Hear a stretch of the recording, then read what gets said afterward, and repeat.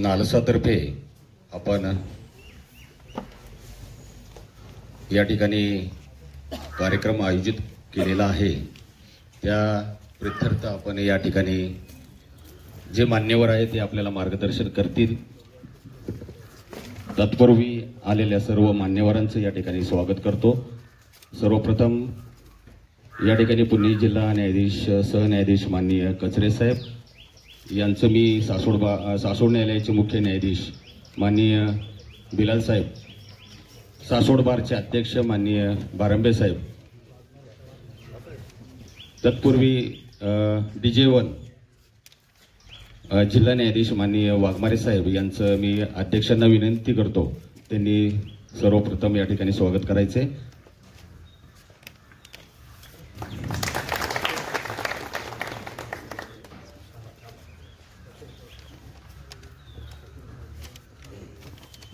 Medina के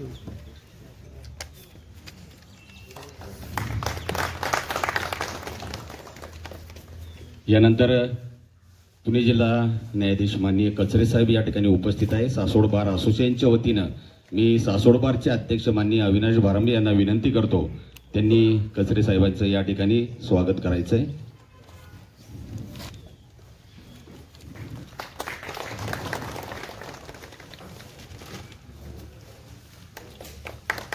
त्यानंतर पुणे जिल्हा विधी सेवाचे प्रमुख माननीय न्यायाधीश सोनल पाटील मॅडम या ठिकाणी उपस्थित आहे। त्यांचंही स्वागत अध्यक्षांनी करावं अशी मी त्यांना विनंती करतो।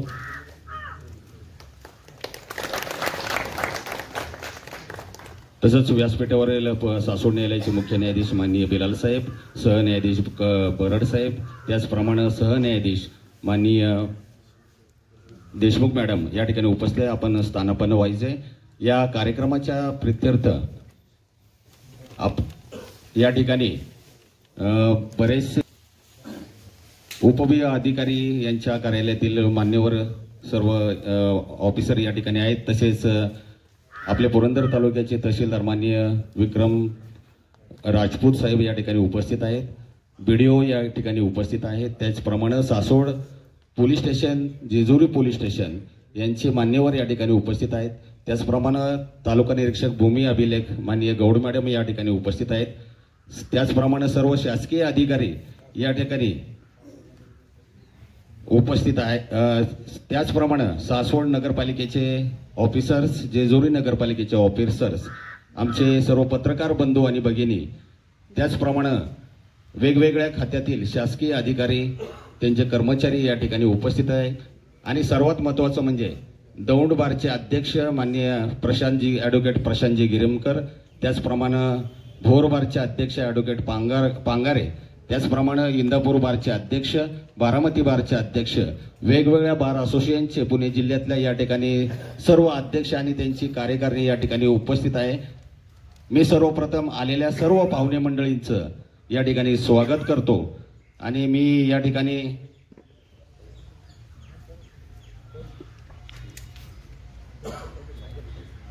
यानंतर मी आपल्या बारचे अध्यक्ष ॲडव्होकेट बारंबे साहेब यांना विनंती करतो की थोडक्यात या ठिकाणी प्रास्ताविक करायचं आहे।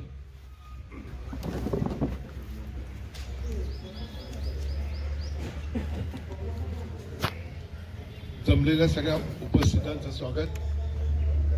9 मार्च 2025 या दिवशी नालसातर्फे मेगा लीगल कॅम्प आयोजित केलेला आहे आणि त्या संपूर्ण लीगल कॅम्पची माहिती देण्यासाठी या ठिकाणी आमचे पुणे जिल्हा न्यायाधीश वाघमारे साहेब, कचरे साहेब, पुणे जिल्हा विधी सेवा प्राधिकरणाच्या सचिव पाटील मॅडम, आमच्या न्यायालयाचे जजेस बिलाल साहेब, देशमुख मॅडम, भरड साहेब, न्यायालयातले सिनियर वकील, या ठिकाणी चॅनलचेही काही प्रतिनिधी उपस्थित आहेत। त्यामध्ये TV9, ABP माझा, मराठी मायबोली, लोकमत, तसेच निलेश जगताप या ठिकाणी यांचं महाराष्ट्र वार्ता, हे चावडी न्यूज, हे या सगळे या ठिकाणी हजर आहेत। सकाळचे वार्ताहर, पुढारीचे वार्ताहर या ठिकाणी हजर आहेत। त्यानंतर इथे स्थानिक चॅनल जे आहे पुरंदर न्यूज चॅनल, त्याचेही या ठिकाणी प्रतिनिधी हजर आहेत। या सर्व प्रतिनिधींचं, तहसीलदार साहेब, भूमी अभिलेख कार्यालयातील मॅडम आणि त्यामध्ये तर police inspector, Jejuri police station, Saswad police station, त्यानंतर पंचायत समितीचे सर्व अधिकारी, भोर बारचे अध्यक्ष, दौंड बारचे अध्यक्ष आणि आमच्या न्यायालयातील सिनियर वकील झेंडे साहेब, बोत्रे दादा, खाडे साहेब आणि सर्व जमलेले हे वकील मित्र, यानंतर इथे आमचे प्रभातचे प्रतिनिधी हजर आहेत, चौणकर साहेब, या सर्वांचं मी या पत्रकार परिषदेमध्ये स्वागत करतो. ही पत्रकार परिषद आयोजित करण्याचं कारण म्हणजे नालसा तर्फे मेगा लिगल कॅम्प होतोय, तो आपण वाघेरे कॉलेजच्या ग्राउंडवर घेतोय. तर नालसाचा कार्यक्रम काय आहे, त्याची उद्दिष्ट काय आहेत, त्या कार्यक्रमामध्ये आपल्याला नक्की कार्य काय काय करायचं आहे, कशा कशा पद्धतीने करायचं आहे, याच्याबद्दल बऱ्याच लोकांच्या मनामध्ये संभ्रम आहे. कारण पहिल्यांदाच आपल्याकडे हा कार्यक्रम होतोय. तर या कार्यक्रमाची सविस्तर माहिती हे DJ1, DJ2, नालसाच्या सेक्रेटरी, पुणे जिल्हा विधी न्याय समितीच्या सेक्रेटरी हे आपल्याला सविस्तरपणे देतील. ही पत्रकार परिषद आहे, त्यामुळे त्यांना जर काही जे लोकांना, पत्रकारांना, चॅनलवाल्यांना प्रश्न विचारायचे असतील तर त्यांनीच प्रश्न विचारायचे आहेत त्यामध्ये. आणि आपण सर्व प्रश्न विचारताना एक गोष्ट लक्षात ठेवायची की ही न्यायाधीशांची पत्रकार परिषद आहे, त्यामुळे न्यायाधीशांना प्रश्न विचारताना प्रत्येकाने एकाने प्रश्न विचारावे. न्यायालयाची शिस्त आणि न्यायालयाचे नियम पाळूनच ही पत्रकार परिषद संपन्न होईल असं मी सगळ्यांना विनंती करतो. आणि या ठिकाणी जमलेल्या सर्व उपस्थितांचं सासवड बार असोसिएशनच्या तर्फे हार्दिक स्वागत करतो, आभार मानतो, धन्यवाद देतो. जय हिंद. हॅलो, धन्यवाद.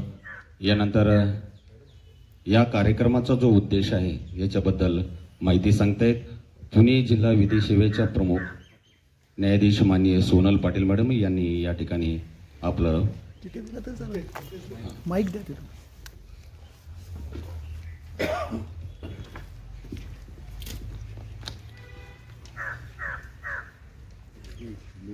आज आपण इथे ज्या काही प्रोग्रामच्या संबंधित जमलेलो आहोत, तर सर्वप्रथम नॅशनल लिगल सर्व्हिसेस अथॉरिटी म्हणजे ज्याला आपण नालसा असं शॉर्ट फॉर्ममध्ये म्हणतो, तर what is national legal services authority.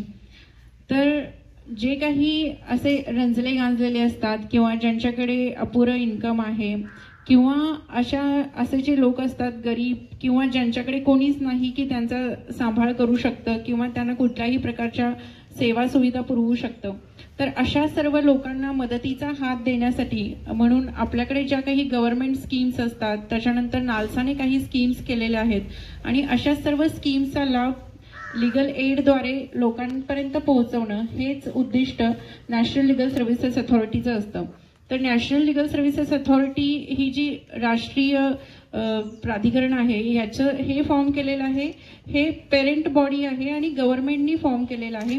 याला फंड्स जे काही पुरवले जातात किंवा याची जी काही प्रक्रिया आहे ही सगळी गव्हर्नमेंटद्वारे केली जाते. पण सुप्रीम कोर्टाच्या अंडर नालसा येतं आणि मग ह्या ज्या सगळ्या स्कीम्स आहेत किंवा जे काही फंक्शन्स आहेत त्याचे अथॉरिटीज आहेत हे सगळे सुप्रीम कोर्टाच्या अंडर त्याला आपण गव्हर्न केलं जातं. मग नॅशनल लिगल सर्व्हिसेस अथॉरिटी ही एक पेरेंट बॉडी आहे की ज्याच्यामध्ये वेगवेगळ्या स्तरावर जे ऑल ओव्हर इंडियामध्ये काम करणाऱ्या सगळ्या अशा ऑर्गनायझेशन्स आहेत त्या सगळ्या त्या नॅशनल लिगल सर्व्हिसेस अथॉरिटीच्या अंडर येतात. मग आता ह्या कोणत्या ऑर्गनायझेशन्स आहेत, तर प्रत्येक ठिकाणी त्यांनी प्रत्येक स्तरानुसार तशा ऑर्गनायझेशन्स बनवलेल्या आहेत. म्हणजे स्टेट लेवलला आपण पाहिलं तर Maharashtra state legal services authority काम करत असते, प्रत्येक स्टेटमध्ये ती असते. त्याच्यानंतर डिस्ट्रिक्ट लेवलला डिस्ट्रिक्ट लिगल सर्व्हिसेस अथॉरिटी आहे आणि तालुका लेवलला तालुका लिगल सर्व्हिसेस कमिटी आहे आणि सुप्रीम कोर्ट लेवलला supreme court legal services committee आहे. तर सुप्रीम कोर्टापासून ते तालुका लेवलपर्यंत असे जे काही लोक आहेत आणि ज्यांच्या कोर्टात केसेस मेनली चालू असतात आणि त्यांना म्हणजे त्यांच्याकडे अपुरा इन्कम आहे किंवा इन्कमचे कोणतेही रिसोर्सेस नाही आहेत, गरीब आहेत आणि त्याच्यामुळे त्यांना कोर्टात आपली बाजू मांडता येत नाही, आपली केस दाखल करता येत नाही किंवा आपली केस डिफेंड करता येत नाही.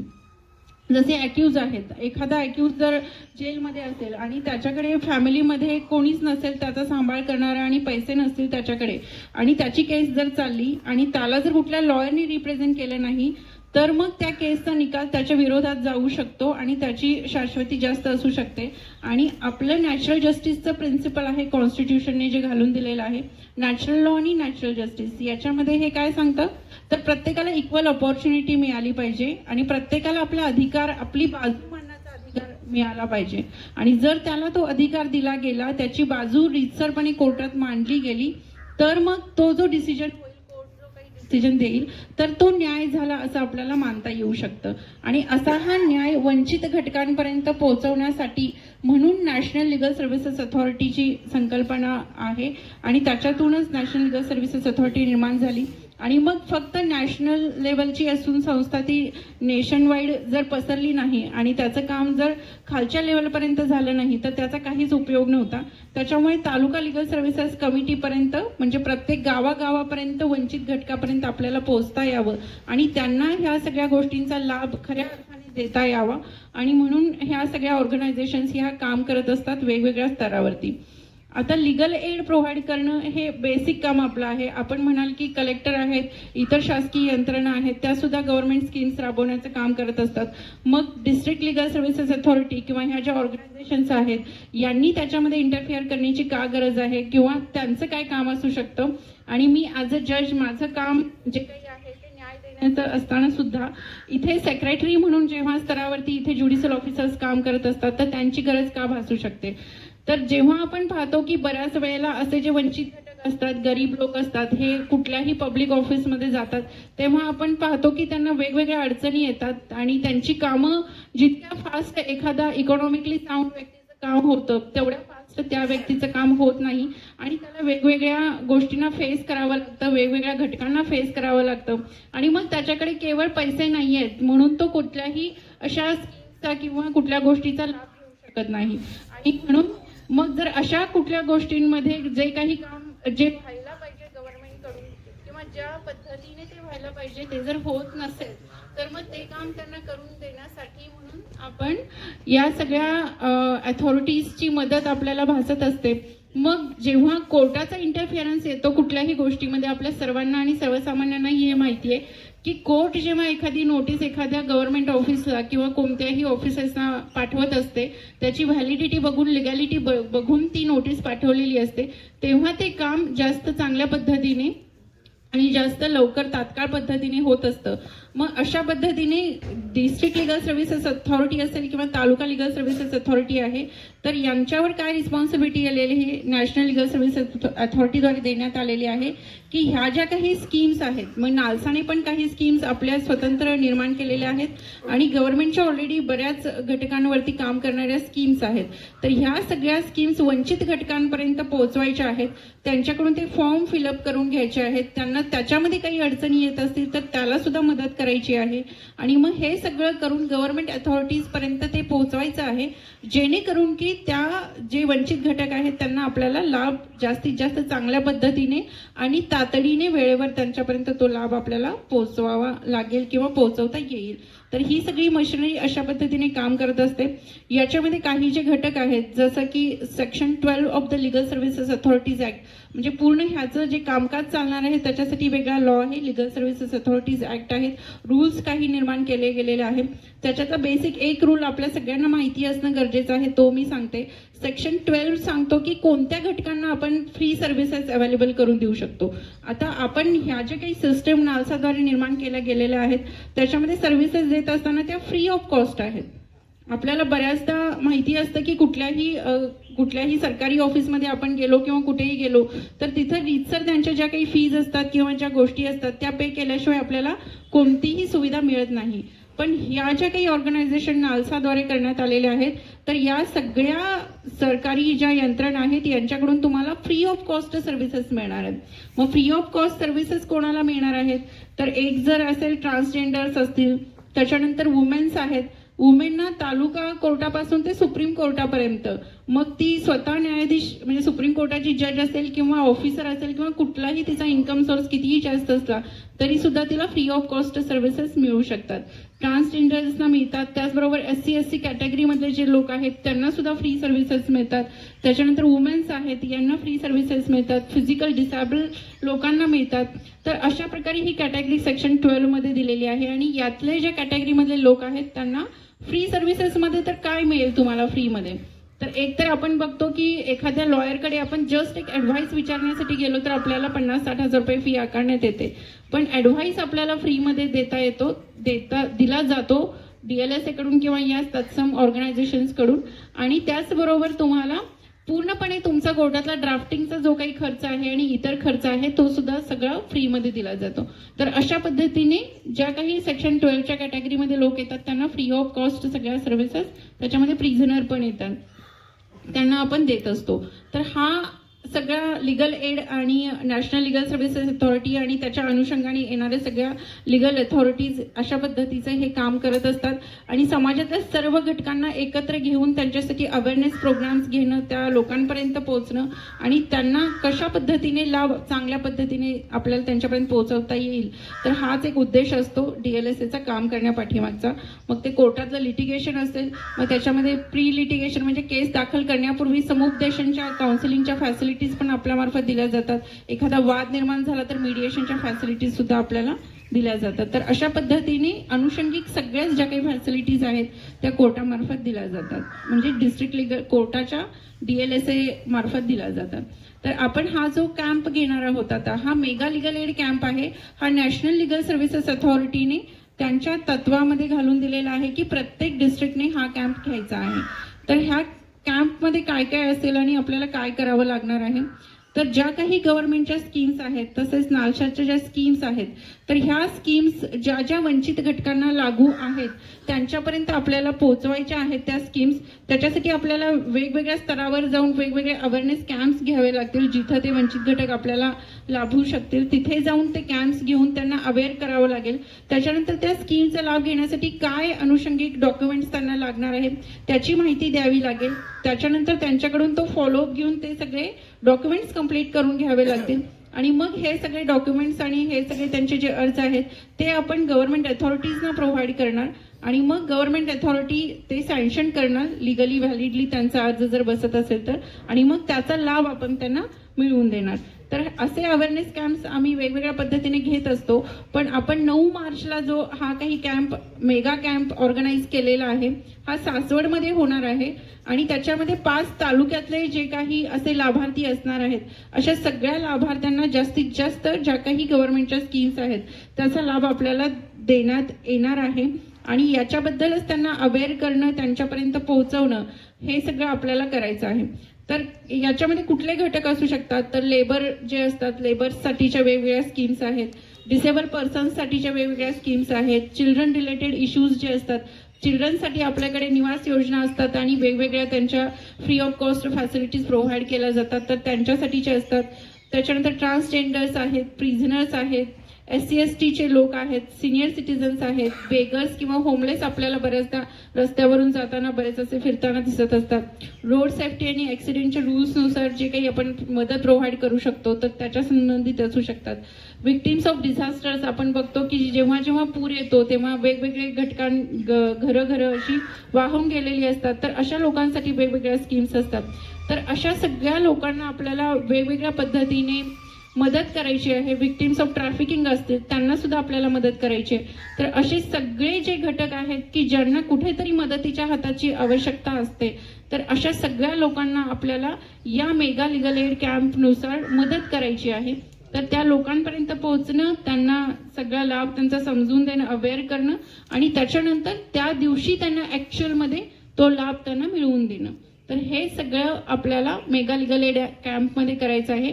जास्तीत जास्त लोकांपर्यंत आपल्याला रीच आउट करून जास्तीत जास्त लोकांना याचा कसा फायदा देता येईल हे आपल्याला बघायचं आहे. आणि त्याच्यासाठीच आपण 9 मार्च 2025 रोजी सासवड येथे वाघिरी कॉलेजच्या पटांगणामध्ये आपण हा कॅम्प आयोजित केलेला आहे. तर माझं आपल्या सगळ्यांना निवेदन असेल की आपण सर्वांनी या कॅम्पमध्ये उत्स्फूर्त सहभाग दर्शवावा आणि आपली आपली जी रिस्पॉन्सिबिलिटी आहे तीही निभावावी. तसेच लोकांना कसा लाभ देण्यासाठी आपण जास्तीत जास्त प्रयत्नशील राहू शकतो यासाठी सर्वांनी प्रयत्न करावे. थँक्यू.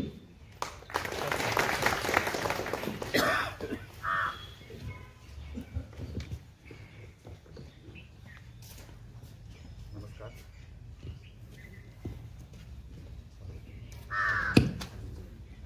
नमस्कार. आत्ताच आपल्याला मॅडमनी सर्व सविस्तर माहिती दिली. नालसा म्हणजे काय, मालसा म्हणजे काय, जे काही आता आपण ऍक्ट होणार आहोत, नालसा असो, मालसा असो किंवा डिस्ट्रिक्ट लिगल सर्व्हिस असो, तालुका लिगल सर्व्हिसेस कमिटी असो, हे सर्व जे काय आहे हे संविधानाने जे घेऊन दिलेलं आहे, संविधानामध्ये जे कोट केलेलं आहे त्यानुसार चालतंय. हे आपल्या संविधानाचं एक तत्व आहे की कोणताही व्यक्ती तो गरीब आहे किंवा काय आहे तो न्यायापासून वंचित होता कामा नये, आणि त्याला समोर ठेवून, त्या आर्टिकलला समोर ठेवून ह्या सर्व संस्था स्थापित झालेल्या आहेत. बऱ्याच वेळा काय असतं की बऱ्याच आपल्या शासनाच्या सुविधा असतात किंवा स्कीम्स असतात, परंतु त्या स्कीम्स ज्या लोकांसाठी आहेत त्या लोकांच्यापर्यंत त्या पोहोचत नाही. तर त्या आपल्याला स्कीम्स त्यांच्यापर्यंत पोहोचवण्याचं कार्य आपण करायचं आहे. आणि त्यासाठी नालसानं सर्व जिल्ह्यांना तसे डायरेक्शन्स दिलेले आहेत. तसंच आपल्या पुणे जिल्ह्याला डायरेक्शन्स दिलेलं आहे. पुणे जिल्ह्यामध्ये ज्या वेळेला आमची मीटिंग झाली त्यात कलेक्टर साहेब होते, सगळे होते अधिकारी, त्यावेळेला सासवड हे ठिकाण ठरवण्यात आलं. आणि सासवडमध्ये ही जे कार्यक्रम आहे तो आपल्याला मोठ्या प्रमाणात घ्यायचा आहे. तर 9 मार्चला जो कार्यक्रम होणार आहे त्याचं थोडक्यात स्वरूप असं असेल की आपण बऱ्याच वेळा पाहिलं असेल की एखादा मोठा कार्यक्रम असेल तर अंडर वन रूफ सर्व माहिती मिळली जाते. जिथं स्टॉल्स लावले जातात त्या प्रत्येक स्टॉलमध्ये त्या विभागाचं काय माहिती असेल, त्यांचे फॉर्म्स काय असतील ते भरून घेतले जातात. आणि तशी माहिती आपल्याला आपले जे शासकीय अधिकारी आहेत त्यांना माहिती आहे की त्यांच्या स्तरावर जे कार्यक्रम होतात त्याच पद्धतीने हा कार्यक्रम आहे. सुरुवातीला आपलं ते इनॉग्रल होईल. त्यासाठी एक म्हणजे आपल्याला सांगू इच्छितो की आपल्या सासवडचं खरंच भाग्य आहे की त्यावेळेला आपल्याला उच्च न्यायालयातील वरिष्ठ न्यायाधीश, एक 3 न्यायाधीश आपले गार्डियन जजेस आहेत ते इथे येतील. कदाचित चीफ जस्टिसनाही आपण इन्व्हाइट करत आहोत. जर मिळालं तर आपल्याला सासवडमध्ये ते येऊ शकतात. त्यामुळं त्या दिवशी जो कार्यक्रम करायचा आहे, आपल्याला जे अरेंज करायचं आहे त्यासाठी ऍक्च्युली आता आपण ऍक्टिव्ह मोडमध्ये जाणं गरजेचं आहे. आणि त्यासाठी आपल्या सर्वांची, म्हणजे आपले वकील बंधू असू देत किंवा इथले शासकीय अधिकारी असतील, या सर्वांची आम्हाला मदत लागणार आहे. त्या सर्वांनी जर मदत केली तर हा सर्व यशस्वी कार्यक्रम होऊ शकतो. तर त्या दृष्टीनं आज आम्ही इथं जे आपल्याला विनंती करायला आलो की आपण सर्वांनी एकत्र येऊन हा कार्यक्रम यशस्वी करायचा आहे. प्रत्येकाने आपापल्या पार्टवरचे जबाबदाऱ्या पार पाडायचा आहे. इथं आलो त्याच वेळेला आम्हाला जाणवलं की ज्या वेळेला आमच्या साहेबांनी किंवा या अध्यक्षांनी इथं मीटिंग अरेंज केली की ज्यांच्यासाठी आपण काम करणार आहे त्याच पद्धतीने आपण इथं मीटिंग अरेंज केलेली आहे. आपण एसी मध्ये बसून काही हे करत नाहीये. ज्या गरिबांसाठी आपण काम करायचं आहे त्याच पद्धतीने आज आपण ही मीटिंग करतोय. तर माझी शासकीय अधिकाऱ्यांना एक विनंती आहे की आपण सासवडमध्ये काम करत आहात, तर ह्या लेवलला काम करत असताना इथं आपल्यावर फार मोठी जबाबदारी येणार आहे. तर आपलं सहकार्य आम्हाला अपेक्षित आहे. त्याच पद्धतीनं आपल्या बारचा सहकार्य अपेक्षित आहे आणि ते मला मिळेल याची खात्री वाटते. तरी आपण सर्वांनी एकत्र येऊन हा कार्यक्रम यशस्वी करूया अशी मी आपल्याला विनंती करतो आणि अपेक्षा ठेवतो आपल्याकडून होईल.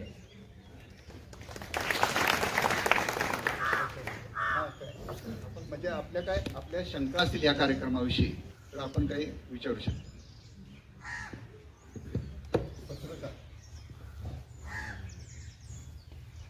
त्याच्यामध्ये नाव नोंदणी अगोदर सर्वसामान्य नागरिकाला जर लाभ घ्यायचा असेल तर नाव नोंदणी करणं आवश्यक आहे. आधी नाव नोंदणी करायची काही गरज नाही. त्या दिवशी तिथं आलं तर आमचे ज्या खात्याचं ते असेल संबंधित तिथं स्टॉल असतील आपले, थोडक्यात एक 70-80 स्टॉल असतील वेगवेगळ्या विभागाचे. तर त्या इथं आपले लोक बसलेले असतील, त्यामध्ये आपले वकील साहेब असतील, त्या डिपार्टमेंटचे संबंधित लोक असतील. त्यासाठी आवश्यक असणारी काही ज्या गरजा आहेत, समजा फॉर्म भरावून द्यावा लागतो त्या एखादी स्कीममध्ये एखादी योजना असेल आणि त्याचा लाभ घ्यायचा असेल आणि त्यासाठी काही एखादा फॉर्म भरून द्यायचा आहे, कम्प्लायन्स असेल तर त्यावेळेला तिथं जर होत असेल तिथंच करून घेतला जाईल. होत नसेल तर त्याला सर्व माहिती तिथं दिली जाईल, स्पॉटवर दिली.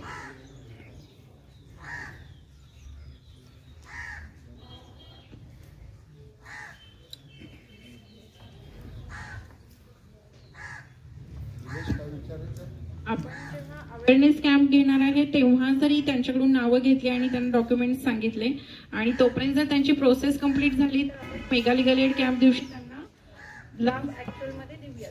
जर समजा त्या दिवशी नवीन आलेला एखादा व्यक्ती असेल आणि त्याला तिथेच माहिती मिळाली सगळ्या गोष्टींची, तर त्याचा लाभ त्याला नंतर प्रोसेस पूर्ण करून दिला जाईल आणि ती प्रक्रिया पुढे पण चालू राहील. म्हणजे ज्यांची नाव नोंदणी त्या दिवशीपर्यंत कंप्लीट असेल, म्हणजे त्या दिवशी सुद्धा झालेली असेल, तर त्यांना पुढेपर्यंत कंप्लीट लाभ देण्याची जे काही कोऑर्डिनेशन करण्याची जबाबदारी आहे ती डिस्ट्रिक्ट लिगल सर्व्हिसेस अथॉरिटीची आहे.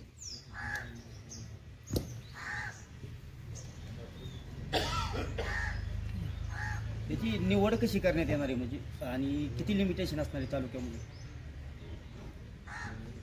लिमिटेशन असं काही नाहीये आणि प्रत्येक जण म्हणजे ह्यातनं अनेक जण नाव नोंदवू शकतात की मला हो. आता मी तेच सांगते तुम्हाला. जसं मी फॉर एक्झाम्पल एका स्कीमचं सांगते.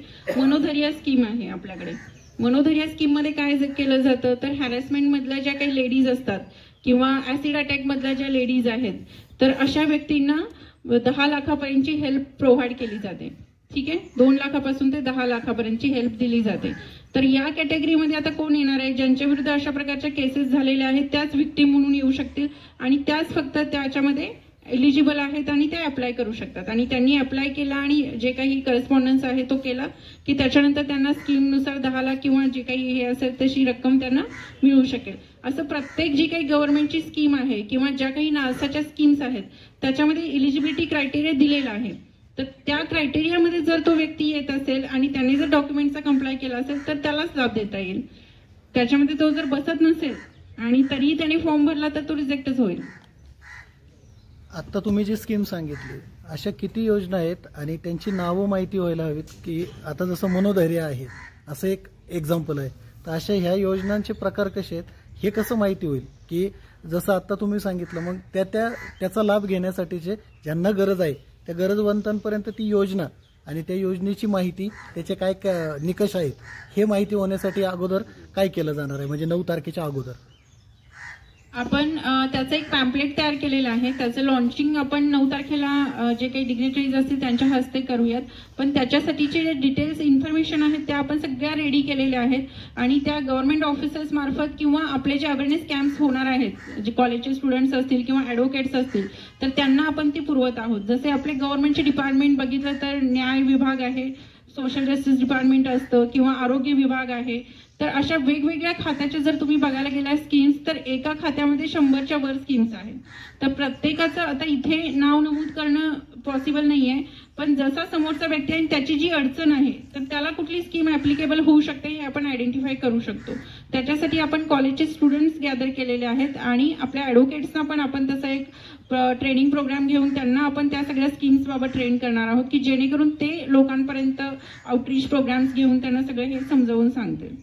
तर प्रत्येक विभागाचे असे जे काही आहेत ते वेगवेगळ्या स्कीम्स आहेत.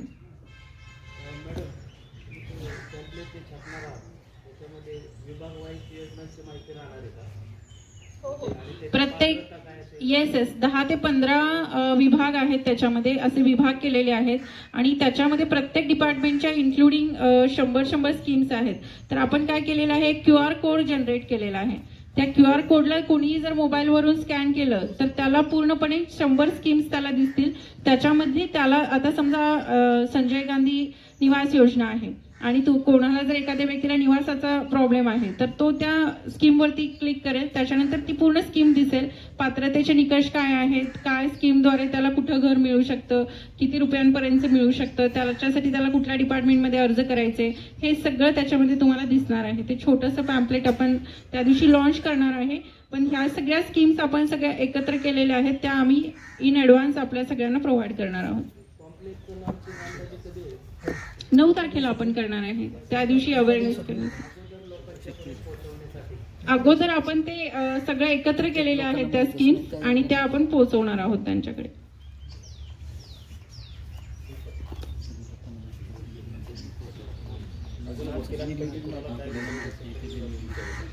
लिगल एड बद्दल पण काही जर डाऊट्स असतील तर तुम्ही विचारू शकता. DLSAचं वर्क, लिगल एड आणि आपला कॅम्प या संदर्भात काहीही कसलाही डाऊट असेल तर तुम्ही विचारू शकता. एका दिवसात करणं शक्य आहे का?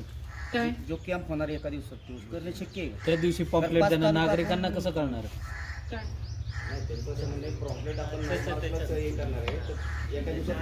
कसं नाही नाही, करणार? त्याच्यासाठी आपण ते एका फॉर्मॅटमध्ये लॉन्च करणार त्या दिवशी, पण याच्या आधी आपण त्या सगळ्या स्कीम्स एकत्र तर केलेल्याच आहेत ना आपल्याकडे. तर ह्या सगळ्या स्कीम्स आत्ताच आम्ही ॲडव्होकेट्स मार्फत आणि पॅरालिगल व्हॉलेंटियर्स मार्फत आपल्यापर्यंत पोहोचवणार आहे, म्हणजे जनसामान्यापर्यंत, की जेणेकरून त्यांना आधीच समजेल आणि मग त्या दिवशी येऊन ते पर्टिक्युलर त्या स्टॉलला जातील आणि मग तिथं अर्ज आपला सादर करतील. आपण आज प्रेस कॉन्फरन्स घेतली आहे, तर आपल्या प्रेस मार्फत सुद्धा हे गेलं पाहिजे आणि आपल्याला सुद्धा आम्ही त्या सगळ्या स्कीम्स आधीच पाठवू, इन ऍडव्हान्स पाठवू, तर उद्यापासून त्या लोकांपर्यंत पोहोचून त्यांनी त्याचा लाभ कसा घ्यायचा आहे हे त्यांनी ठरवायचं आहे. अगदी त्याच दिवशी त्याला मिळालं पाहिजे असं नाही, पण त्याच्यावर पोहोचलं तिथून पुढे प्रोसेस होईल. पण कसं आहे सर माहितीये का, या ज्या स्कीम आहेत ह्या कित्येक लोकांना माहितच नाहीत. बरोबर आहे. ती त्याच्यातून माहिती घेणे आणि लोकांपर्यंत पोहोचणे. आज पण त्या सगळ्या स्कीम्स माझ्याकडे आहेत, मी आपल्याला शेअर करते आणि मीच आपल्यालाच रिक्वेस्ट करते की आपल्या मार्फतच आपण जनमानसांपर्यंत त्या सगळ्या स्कीम्स पोहोचवाव्यात. आपण 9 तारखेच्या कॅम्पचं जास्तीत जास्त प्रसारण करावं की जिथं तिथं लोक येतील. त्या दिवशी जरी त्याचं काम नाही झालं तर त्याला त्या दिवशी कुठं जायचं आहे, आपलं टार्गेट तरी समजेल बाबा आपल्याला हे मिळतं इथं जायचं आहे. हा उद्देश आपला त्या मागचा आहे. त्याच दिवशी सगळं होईल असं नाही आहे, परंतु त्याला कळेल की आपल्याला बाबा काय आपल्याला उपलब्ध आहे, शासन आपल्याला काय देते, आपल्यासाठी स्कीम काय आहे हे कळेल आणि त्या मार्गाने आम्ही त्यानंतर DLSC आपला त्याचा फॉलोअप घेईल. त्यानं आमच्याशी कॉन्टॅक्ट केला तर आम्ही त्याला सांगू की जात या स्कीम आहेत बाबा.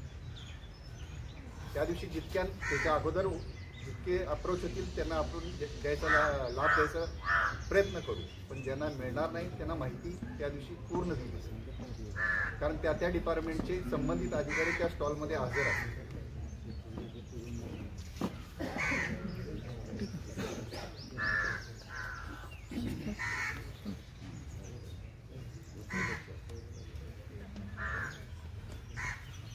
आणि सर्वात महत्त्वाचं आहे जे आम्ही त्या दिवशी लॉन्च करतो QR कोडचं, ते आजपर्यंत कुठेही झालेलं नाही. एका QR कोडमध्ये सगळ्या तुमच्या स्कीमची माहिती येईल.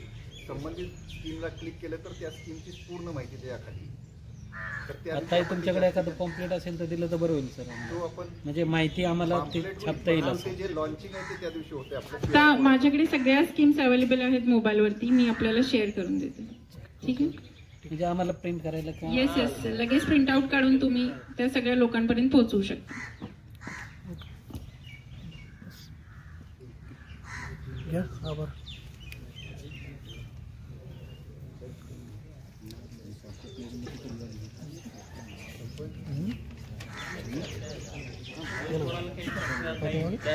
अरे यार अजून कुणाला काही शंका?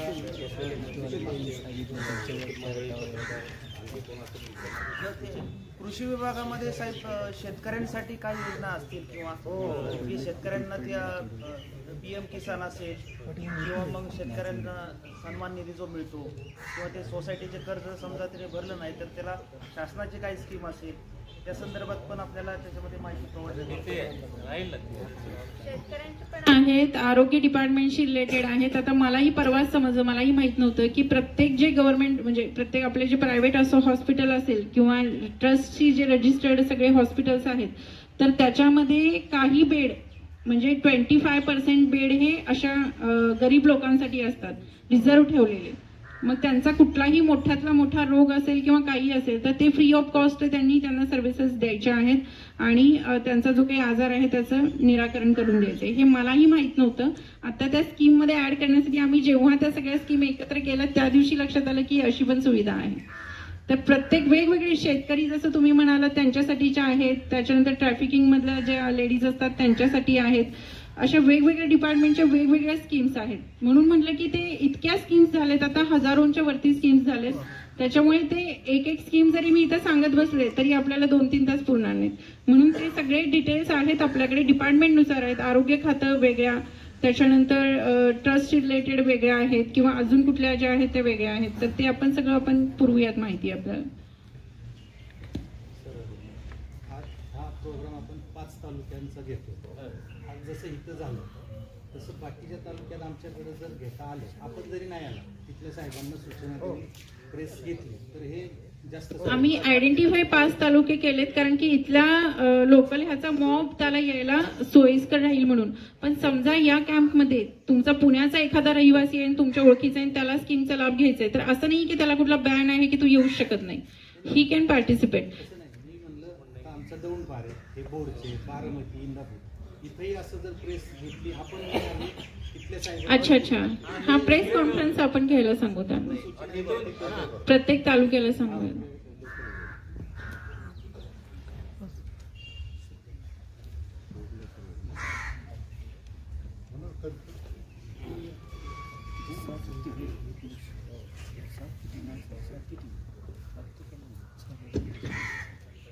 ऍक्च्युली 9 तारखेच्या कार्यक्रमामध्ये आम्ही सासवड बारचे सर्व विधिज्ञ या ठिकाणी हजर आहोत, पण आम्हालाही या बाबतची पूर्ण कल्पना नव्हती. परंतु बरीचशी माहिती या ठिकाणी आपण इथं आलात आणि नक्की 9 तारखेला काय होणार आहे याचं आपण जे पत्रकार बंधू आहात आपल्या मार्फत लोकांपर्यंत पोहोचेलच, परंतु जास्तीत जास्त लोकांनी याचा लाभ घेणं कसं महत्वाचं आहे. हे एक टीम वर्क आहे.